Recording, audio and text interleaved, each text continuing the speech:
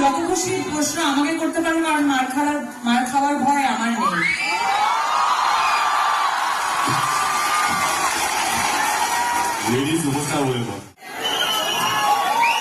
এটা ইতিহাস তৈরি হচ্ছে,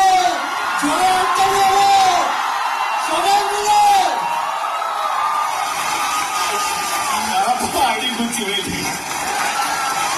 তোমাকে জাস্ট ফলো করেছে, দেখো তুমি পেয়ে যাবে নোটিফিকেশনে। নেটওয়ার্ক নেই,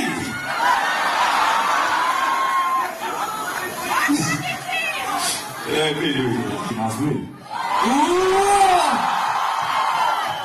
অফকোর্স। আমি এখানে লাস্ট ওর সাথে কবে এসেছিলাম,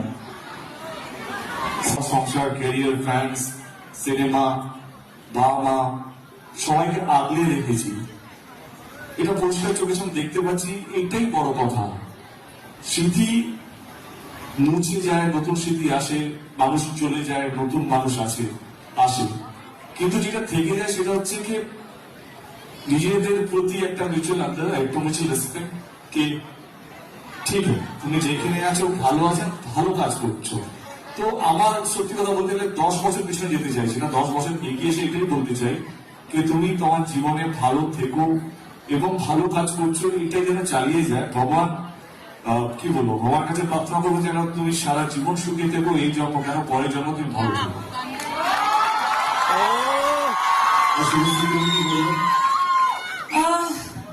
10 বছর আগের দেবকে দেখো, এখন সত্যি ওর মতোই আমি হয়তো মনে হবে যে সেম আনসার করছি, কিন্তু এই 10 বছরে আমরা তো সবাই চেঞ্জ হয়েছি।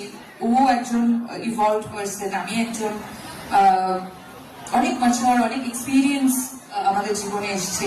তো 10 বছর আগে আমি কিরকম ছিলাম আমার নিজেরই মনে নেই, বাট এক্স্যাক্টলি ওর মতোই আমি বলবো যে এখন এই সময় দাঁড়িয়ে আমি এটাই বলতে চাই যে he's doing amazing in his life, মানে নট অনলি প্রফেশনালি, সবাই এখানে এই পৃথিবীতে এসেছি শুধুমাত্র ভালো থাকতে।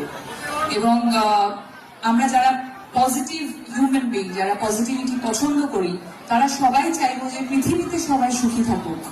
তাই সবাই সুখী থাকলে আমরাও সুখী থাকবো। সো দেবের জন্য তো আমি আরো বিশেষ করে চাইবো যে ও সুখীই থাকুক।